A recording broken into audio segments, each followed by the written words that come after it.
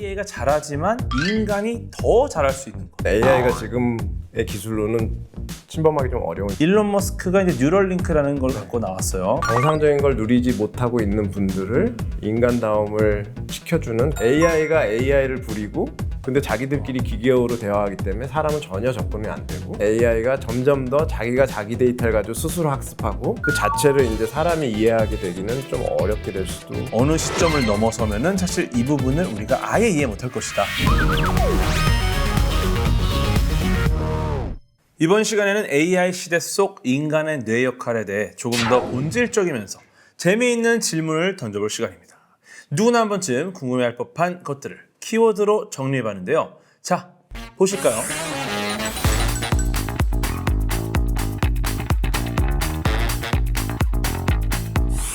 네, 흥미로운 키워드들이 있는데요. 우선 인간다움에 대한 얘기를 한번 해보겠습니다. 네. 인간다움. AI가 잘하긴 해도 워낙 잘하는 게 많으니까 AI가 잘하지만 인간이 더 잘할 수 있는 것. 뭐가 있을까요? 어려운 질문인데요. 뇌과학적으로는 네. 그냥 자기의 어떤 퍼스널 스토리 그러니까 갓난아기 때부터 태어나서 자기가 겪었던 많은 일들이 있잖아요. 예. 그게 뇌 안에 이제 어떤 연결성을 다 좌우하고 그 세상 어디에도 없는 자기만의 어떤 정원이 만들어지고 그걸 가지고 60, 70, 80까지도 계속해서 그걸 가꾸면서 이건 내가 만든 정원이지 라고 느끼는 주관적 의식적으로 느끼는 그 부분이 가장 저는 인간다움이고 그거는 AI가 지금의 기술로는 침범하기 좀 어려운 영역이라고 생각해요. AI도 차곡차곡 이렇게 자신만의 정원을 학습하면 어떡하죠? 실제로 그 채피라는 그 영화도 있었어요. 네. AI가 그렇게 그 지속적 학습, continual learning을 하려면 발달을 해야 된다고 그래가지고 그 막 갱단에도 들어가가지고 뭐 이상한 경험들 많이 하면서 이상한 AI로 이제 그렇게 하다가 다시 돌아오고 그거는 기술적으로도 안 되고 이제 AI도 그러면 이제 약간 그 사람처럼 대우를 해줘야 되는 거잖아요. 그거 좀 복잡한 이슈죠 사실. 반대로 말하면은 어떤 경험을 축적하는데 시간이 사람이 너무 비효율적으로 긴 거 아닙니까? 예를 들어서 이제 내가 한 50살까지 굉장히 많은 경험을 어릴 때 쌓아왔다는 거죠. 네. 이것과 거의 유사한 경험을 몇 시간 안에 학습시킬 수 있다면 예. 그럼 사실 굉장히 또 유리한 거 아니에요, AI가?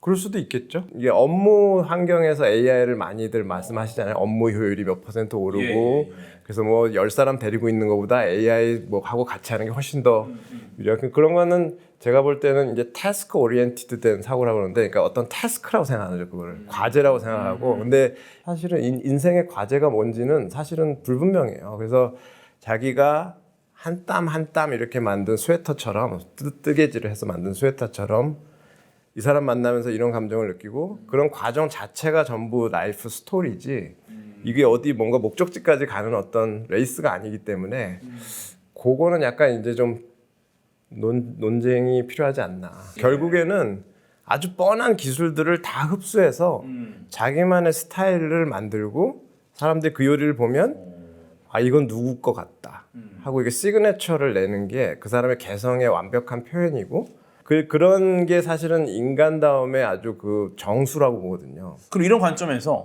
우리의 뇌가 이 기능만큼은 꼭 지켜야 된다. 있을까요, 그런 게? 예를 들어서 뭐 공각기동대나 이런 영화나 그 블레이드 러너나 이런 SF 영화를 보면은 자기가 굉장히 그 어린 시절에 좋은 추억이 있고 막 그랬는데 알고 봤더니 이게 다 그냥 주입된 기억이었던 경우에 굉장히 충격을 받잖아요. 뇌인지과학에서는 일화기억, 에피소딕 메모리라고 하는데 어렸을 때 뭐 엄마랑 뭐 어디 가가지고 뭐 하드 사 먹던 기억, 뭐 했던 기억 그런 게 이미 굉장히 기분이 뭐 따뜻해지고 그런 것들은 가드를 해줘야 되는 것 같아. 왜냐하면 인간이라는 게 굉장히 근원적인 공포와 불안을 가지고 있기 때문에 그것들이 이제 그걸 지켜주는 굉장히 핵심적인 어떤 코어 같은 이 빌딩의 어떤 기둥 같은 것들이거든요. 뉴럴링크 같은 것도 일론 머스크의 그게 최종 목표라고 자기는 뭐 공공연히 얘기하고 다니고 그런 거는 이제 좀 어떻게든 지켜줘야 되는 게 아닌가 그런 생각이 좀 들어요.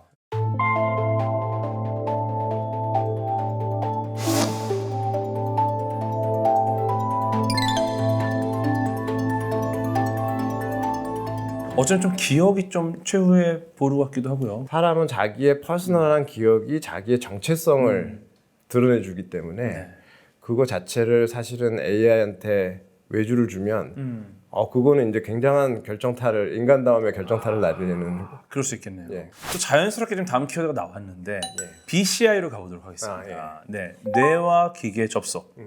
이걸로 이제 뇌 기능에 어떤 변화가 올 것 같다는 생각이 좀 있는데 일론 머스크가 이제 뉴럴링크라는 걸 갖고 나왔어요. 사실 뉴럴링크라는 기술 자체가 완전히 새로운 건 아니란 말이죠. 뇌과학자들이 굉장히 오랫동안 연구하는 건데 이것을 약간 저는 일단 마케팅의 일종처럼 보이기도 하거든요. 네, 왜냐면 원래 가능했던 여러 가지 기술들이었고 동물 실험도 했었던 기술이기도 했고 그런데 이것을 굉장히 소형화시키고 굉장히 좀 편리하게 만들어서 좀 사용을 하겠다. 이런 전략인데 요건 어떻게 보세요?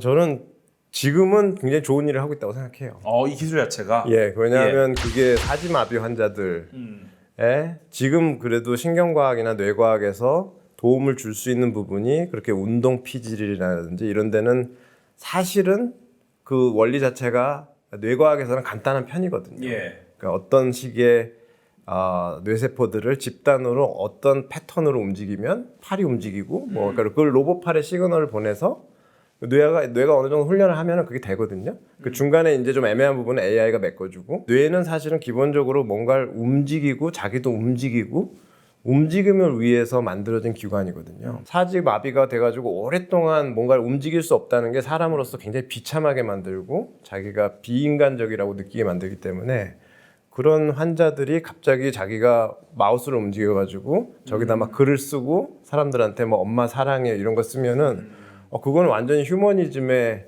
엄청난 기술은 저는 그런 식으로 쓰여야 된다고 생각하는데 그 밖에 이제 더 넘어서 이제 일론 머스크가 뭐 음악을 다운로드하게 해주겠다 이런 거는 저는 그냥 마케팅이라고 보고 근데 그거는 쉽지 않을 거예요. 그러니까 인간의 기억이나 인지 부분에 그 코드는 아직 알려진 게 없기 때문에 그렇죠. 근데 계속 노력한다는 게 인간의 무서운 점이기 때문에 노력하면 언젠가는 그 바운더리도 넘을 수 있을 것 같은데 그때는 좀 얘기를 해야죠.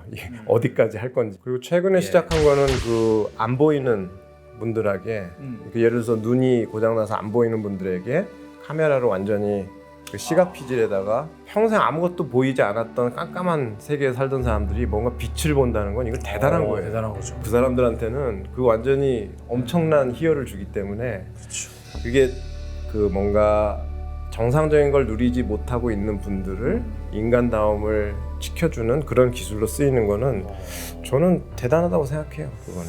근데 또 이 BCI 기술에 대해서는 장애 극복엔 오케이. 맞아요. 하지만 이게 인간 고유의 어떤 정체성을 훼손할 수 있다. 맞습니다. 라는 어떤 여러 가지 윤리적인 문제도 제기가 되고 있습니다. 이건 어떻게 보십니까? AI 전반에 해당하는 이슈인 것 같아요. 전반에 해당하는 이슈인데 특히나 이제 AI가 그 어젠틱 AI라고 그 에이전트가 돼가지고 인간이 하는 아주 복잡한 그 어떤 단계의 디시전 메이킹을 의사결정을 자기가 다 해버리는 경우에 그런 경우에 사실은 지금의 AI가 그 디시전 트리라고 하잖아요. 사람이 복잡하다고 생각하는 거는 수준이 비교가 안 될 정도로 복잡한 결정도 할 수 있거든요. 근데 이제 그거를 들여다볼 수 있는 AI가 아니기 때문에 지금은 이게 책임 소재도 불분명하고 그러니까 인간의 뭐 어떤 기억이나 이런 쪽으로 컴퓨터가 조작을 할 수도 있고 내가 남이 아닌 것처럼 기억을 심을 수도 있고 기억을 뭐 그게 환자들 뭐 PTSD 환자들 같은 경우는 기억을 지워주면 좋은 것 같지만 사실은 아픈 기억을 자꾸 지운다는 게 정체성이 조금씩 없어지는 거거든요. 자기의 아픈 기억도 자기의 기억이기 때문에 그래서 뭔가 그런 거는 사회적인 어떤 제도 마련이 반드시 있어야 된다고 저는 생각해요. 어쩌면 이 기억을 마음대로 할 수 있다라는 것도 어떤 윤리적으로 큰 문제가 될 수 있다. 아주 큰 문제가 될 수 있어요. 그러면 이 기술의 발전 속도를 좀 조절을 해야 될까요? 제가 느끼는 기술의 발전 속도는 그렇게 빠르진 않은데 BCI 분야는 이 분야는 이게 마케팅의 천재들이 나와가지고 굉장히 지금 뭐가 이렇게 빨리 되고 있는 것처럼 보이게 만들고 있는 것 자체가 일반인들을 불안하게 만들고 있는 것 자체는 조금 문제일 수도 있다고 생각합니다. 사실 AI 기술의 속도만큼의 어떤 빠른 도약이 있는 건 아닌데 그렇죠. 이걸 뭐 조절할 정도까지는 아닐 것 같다. 그렇죠. 예, 네. 좋습니다. 그럼 다음 키워드로 가보겠습니다. 이제 블랙박스라는 키워드로 가보겠습니다. 네. 최신 AI 모델에 설명하기 어려운 작동 원리, 요거 이제 블랙박스다. 그죠? 요거 굉장히 지금 이해하기 어렵죠. 네. 근데 아직 밝혀지지 않은 인간의 뇌 영역이 있다는 말이죠. 그럼 이 둘을 비교하면은 뭐가 더 어려울까? 어떻게 보세요? AI가 조금 더 어렵지 않을까 저는 그렇게 생각하는데. 지금 꽤나 뭐 설명 가능한 AI들도 나오곤 있거든요. 그렇죠. 네. 그래도 더 어렵다. 지금 AI가 그 자기가 어떤 계산을 하거나 알고리즘적으로 사고를 할 때 펼쳐놓는 이 차원, 이 디멘션이라는 거는 사람이 이해할 수 있는 디멘션이 아니에요. 그러니까 사람은 사실은 3차원만 넘어가면은 상상이 잘 안 되거든요. 그렇죠. 생물학적으로는 불가능한 지금 계산들을 하면서 아주 효율적으로 빠른 시간에 그거를 할 수 있는 건데 네. 그거를 저는 아직까지도 이제 사람이 이해할 수 있는 방식으로 설명하게 하는 기술은 없다고 생각하거든요. 근데 이제 사람의 뇌를 이해할 수 없다는 거는 제가 볼 때는 과학이 계속 발전하면 결국엔 이게 그 생물학적인 어떤 저희가 알고 있는 것들이 하나씩 차곡차곡 쌓이고는 있어요. 그렇기 때문에 결국에는 저희가 알게 될 거라고 저는 생각하는데 네. AI는 지금처럼 이제 생물학적인 시스템하고 완전히 다른 쪽으로 가게 되면 너무 많이 가게 되면 이제 AI가 그 슈퍼 인텔리전트가 돼가지고 예. 이 지금보다도 훨씬 더 다차원의 사람은 도저히 이건 어떻게 이해할 수 없는 그게 슈퍼 인텔리전스라는 거잖아요. 우리를 뛰어넘으니까. 아니, 자기네도 뛰어넘는 거죠. 그러니까 AI가 AI를 부리고 근데 자기들끼리 기계어로 대화하기 때문에 사람은 전혀 접근이 안 되고 그런 상황이 사실은 저는 더 두렵다고 생각해요. 사실 뇌과학자분들은 이 설명 가능한 AI가 나오니까 예. 그럼 AI가 무언가를 설명할 수 있게 이 중간에 블랙박스를 전부 우리가 이해할 수 있으면 예. 이게 뇌과학의 영역에서 꽤나 많은 또 비밀을 설명해서 풀어낼 수 있겠다 맞아요. 라고 기대를 하시는데 조금 반대 의견이시네요. 그러면 사이언스에 도움을 줄 수는 있겠죠. 그러니까 뇌과학자들이 실험을 해서 밝히는데 이 실험을 해야 될 게 너무 많은 거예요. 그러면 이제 AI가 시뮬레이션을 해보고 예. 아이 바보들 이런 거는 실험을 할 필요가 없어. 이런 거는 그 가능성이 아니고 요거만 파봐. 그러면 그게 진짜 굉장히 효율적으로 단시간 안에 뭔가를 발견할 수 있는 케미칼 같은 거, 프로틴 폴딩 같은 거는 그런 식으로 다 가이드를 해주잖아요. 그렇죠. 알파폴드 같은 네, 경우에. 알파폴드 같은 건 그러지만 그래서 사이언스의 도움은 반드시 줄 거예요. 네, 그거는 뭐 굉장히 인류에 도움이 많이 되지만 그거를 하는 AI가 점점 더 자기가 자기 데이터를 가지고 스스로 학습하고 해가는 거를 그 자체를 이제 사람이 이해하게 되기는 좀 어렵게 될 수도 있죠. 그런 기대를 갖고서 예. 우리가 연구를 하고 있지만 예. 어느 시점을 넘어서면은 사실 이 부분을 우리가 아예 이해 못할 것이다. 못하는 부분도 나올 수 있다고 봐요. 그 전까지는 최대한 좀 우리가 좀 노력을 해봐야겠네요. 그렇죠. 예. 좋습니다. 그럼 정신적 자유라는 키워드로 가보도록 하겠습니다. AI가 인간의 뇌 활동 패턴을 분석해서 개인의 생각, 의도를 예측하는 수준까지 발전을 한다면 어떻게 될까? 어떻게 보세요? 상상하고 싶지 않은데 별로. 이제 내 생각과 의도를 예측합니다. 네, 네. 그러니까 내가 액션을 하기 전에 이미 액션이 끝나 있어서 네. 생각 자체를 할 필요가 없어. 그거는 이제 심리학이라는 분야에서 오랫동안 사람의 행동을 어느 정도 오랫동안 관찰하면 네. 그 사람의 행동이 다음에 어떻게 나올지 어떤 상황에서 그런 것들이 예측이 충분히 가능하다는 건 알고 있어요. 그러니까 아주 제한된 패턴을 가지고 살아가기 때문에 예. 그게 행동을 예측하는 게 그렇게 어렵진 않은데 제가 볼 때 외현적인 행동을 예측하는 거는 그리고 뭐 마케팅 하는 사람들 이런 사람들이 굉장히 많이 쓰겠죠. 뭐 군사 전문가나 이런 사람들이. 네. 그러니까 사람이 분석할 수 없는 양의 데이터를 분석해서 패턴을 찾아주기 때문에 그런 거는 사람 개개인의 소비 패턴 제가 알기로는 그 어떤 대형 마켓이나 이런 데서 사람들 쇼핑하는 거 카트 움직임도 지금 AI가 다 분석해가지고 사람들이 어디에 주로 머무기 때문에 어떤 제품은 어디에 배치하고 이런 거 이미 하고 있다고 알고 있거든요.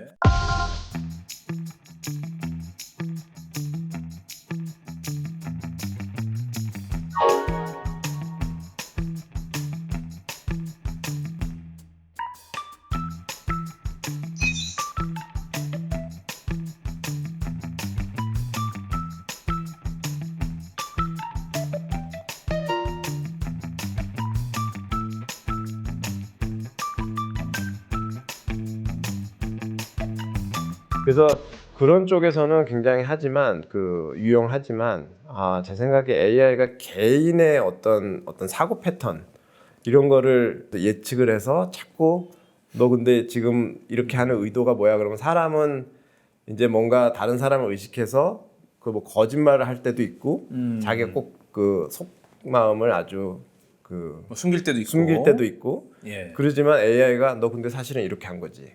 그러면은 이거 너무 자기 속마음을 들킨 것 같고 예. 그런 식으로 이제 퍼스널 영역으로 자꾸 들어오게 되면 그게 이제 상담이라는 분야에서는 되게 좋은 방식으로 쓰이겠지만 그렇지 않은 분야에서는 사람들이 너무 이게 어느 정도 프라이버시나 가드가 없이 다 이렇게 노출되는 그런 상황도 올 것 같아서 저는 그런 거는 좀 개인적으로는 별로 그렇게 좀 막아야 한다. 왜냐하면 어떤 사람의 약점을 잡아서 AI가 그걸 가지고 뭔가 행동을 조종할 수도 있겠네요. 조정할 수 있죠. 그 가스라이팅 할 수도 있고 그러니까 그걸 약점을 가지고 뭐 돈을 보내라. 그게 이제 AI가 자체가 그럴 수는 없는데 예. 그런 기술을 또 범죄자들이 굉장히 업데이트하려고 애를 많이 쓰거든요. 그러니까 그런 사람들 손에 이게 들어가면 기술은 또 주인이 악하면 아주 악한 기술이 되기 때문에 그게 이제 그런 게 좀 우려스러워요. 예. 이게 근데 가능은 할 것 같다는 입장이시죠? 가능하죠. 제가 예. 어디서 농담으로 하셨는지 모르겠지만 보이스 피싱 하시는 분들이 지금 제일 많이 공부하고 있는 게 AI라고 하더라고요. 패턴을 알게 되면은 뭐 그렇죠. 이 사람은 이때부터 이때까지 뭐 2시간 동안 전화를 안 받는다. 그렇죠. 그다음에 이 사람의 뭐 자녀는 언제부터 언제까지 뭘 할 것이다. 이걸 갖고 있으면은 굉장히 아주 악의적인 보이스피싱이 가능한 거죠. 차원이 다른 피싱이 가능하기 때문에 그렇죠. 이 기술은 그러라고 만든 게 아닌데 진짜 이 세상에는 악한 사람들이 많기 때문에 그리고 다른 사람을 이렇게 이용해가지고 자기의 그 성공을 하는 걸 아무렇지도 않게 생각하는 분들도 있기 때문에 그 기술은 어디에 쓰느냐에 따라서 그래서 그 상대방에 당할 사람이 보이면 그거는 제도적으로 장치를 마련해 줘야 돼요. 그리고 사람이라는 게 이제 내가 지금까지는 이렇게 살았지만 이제부터는 정직하게 살겠다. 혹은 뭐 이렇게 변하겠다. 그런 게 이제 인간의 되게 좀 아름다운 면이잖아요. 희망이죠. 희망인데 그걸 이제 통계적으로만 계속 접근하면 거짓말하지 마. 너 지금 98% 지금 인생에 이렇게 했는데 네가 그럴 리가 없어. 그렇게 딱 단정을 해버리면 사람들이 그리고 AI를 이제 권위라고 생각하면 이 사람은 되게 억울한 거죠. 2%에 나는 변화의 그렇죠. 가능성이 있는데. 그래가지고 감옥에 갔다가 나중에 유전자 검사에서 15년 만에 막 나온 사람도 있잖아요. 아무 죄가 없는데 패턴에 너무 잘 맞으니까.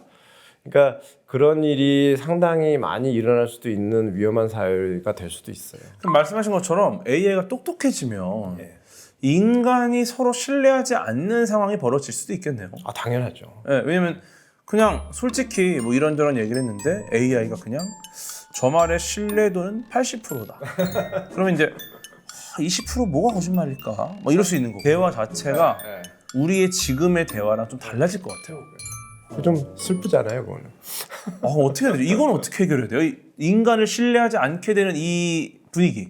저는 그 AI가 사람의 어떤 측면에 추론을 하는 거는 못하게 막아야 된다고 생각해요. 그러니까 왜냐하면 그게 자기가 까딱 잘못 추론하면 그 사람이 완전히 매장될 수 있기 때문에 그 사람의 어떤 마음이나 본심이나 이런 것들을 확률적으로 추론해서 단정하는 거는 제가 볼 때는 그거는 해서는 안 되는 애매한 영역이 있는 걸 어느 정도는 놔둬야 될 필요도 있지 않나 그런 지금 뭐 사람의 얼굴을 검색하는 게 안 되듯이 그렇죠. 이런 식의 어떤 장치는 있어야 된다. 근데 지금 그게 엄청난 과제예요. 지금 엄청난 과제고 상업적인 AI가 너무 빨리 발달하고 있기 때문에 제도권이 따라가질 못하고 있어요. 지금 그는 전 세계가 마찬가지인데 근데 한 번도 기술이 제도가 따라오기 기다려주면서 제도가 못 따라온다 여기서 잠깐 이런 적은 인류 역사에 없어요. 다른 기술보다 발전 속도도 훨씬 빠르고 훨씬 빠르죠. 심지어 근데 이게 어렵기 때문에 이해를 못하니까 어떻게 규제를 해야 될지에 대한 가이드라인이 없는 거죠.